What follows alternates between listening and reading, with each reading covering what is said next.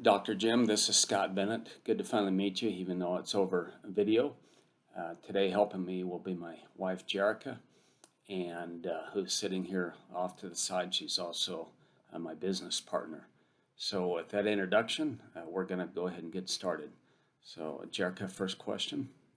How can limited time impact the workplace? Limited time impact can be negative, right? Puts the employees in a position of being stressed, and if the employees are not taught upfront how to be adaptive, it can be a real challenge. And this is where soft skills have to come into play: membership and service, citizenship, what have you. And this is where the leader needs to continually teach these things, uh, because at times we all know there'll be a limited time on a project, but that limited time scenario should be not should be rare and not become the norm. Years ago, an example, we had a big order we were trying to push out and get out the door. It was one that I wanted out, and I wanted an invoice. I wanted it on the road. In reality, for this big customer of ours, it didn't matter another couple days, but it put a lot of stress on me, put a lot of stress on shipping, and on other employees. Stress that was not necessary in that situation. I think for the moment, became sort of the silo in the project. So after the project was done, we did some hard evaluation and set boundaries and parameters in place so that that would not happen again, and agreed to have better coordination and collaboration with our team. Number two.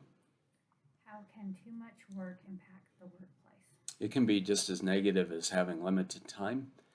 It can come about if you have a leader or a team leader that's always in his or her office. They rarely step out. Everything's being done through email. They're not checking with their fellow employees or team members.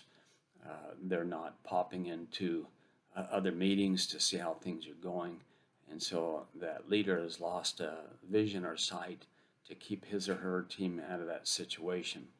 Case in point, years ago, we'd hired an assistant, personal assistant for myself. I was doing a lot of heavy travel from Salt Lake to Los Angeles, going back and forth frequently. In reality, I set that assistant up to fail without knowing it. I did not give her the training she needed. And she would call me and mix up customers and from vendors. It was very frustrating. Ultimately, let her go.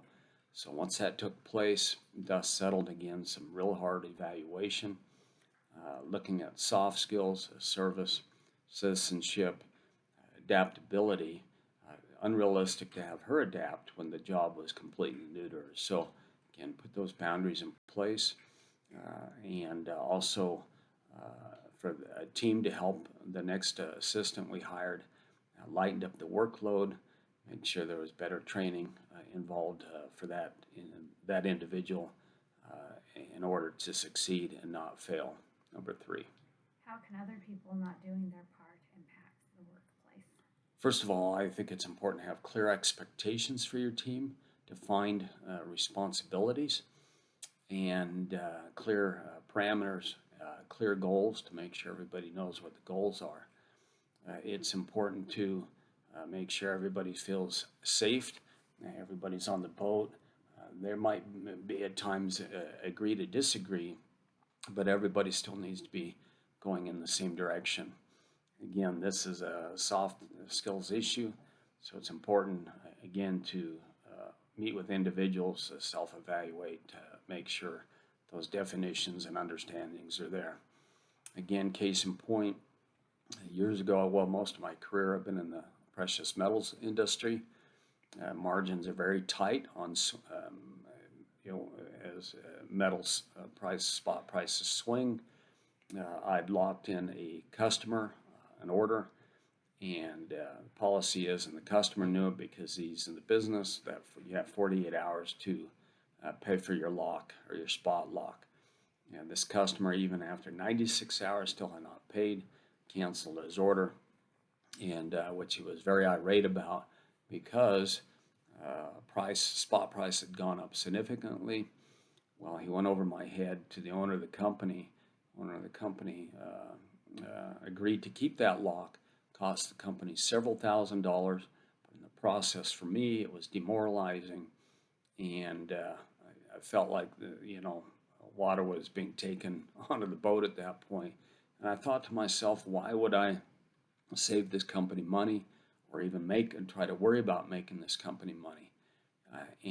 When the owner of the company, frankly, didn't have the backbone to support his team, and because ultimately this customer was not a valued customer anyways. And this is the same company where I referred to before in a post where one of the employees fired a pistol in his office and nothing happened. So the moral of this story for me was don't get sucked up in other people's bad ethics. Number 4. How can conflict between and among employees impact the workplace? It can impact because employees can be frustrated, draw to their separate corners. You can have a loss of collaboration. You can have a loss of coordination. The common goals can be put by the wayside, and frustration build, and where communication breaks down. It's, again, the leader's responsibility to get into that mix, to see what the conflict's about, to get it resolved. If the individual if there's one individual that continues to be in the middle of all the conflict, that individual should be dealt with either through HR. If it's a larger company, if it's a small company, the owner, he or she, needs to deal with it, get it resolved, and perhaps show that employee the way out the door. One of the ways to perhaps eliminate this, well, first of all, and then get his or her team back and get those feelings resolved, and again, make sure the goals are being met, collaboration and coordination, citizenship, service. It's all about membership, adaptability, making sure individuals are being adaptive. One of the ways to perhaps prevent this up front, Bruce Tolgan, in his book, Bridging the Soft Skills Gap, has several plans where an employer can pull, and set up plans to help his or her employees and go through the definitions of the soft skills, define them, make sure perceptions are all on the same page, the team's on the same page. The bottom line to all this, the more successful the employee, the team, the more successful the company. The leader creates the culture, and if there's a bad culture, leadership has to take responsibility for that. But if all can be successful, that makes the customer successful, and makes for a great company, whether large or small. So Dr. Jim, with that, thank you, and have a good day.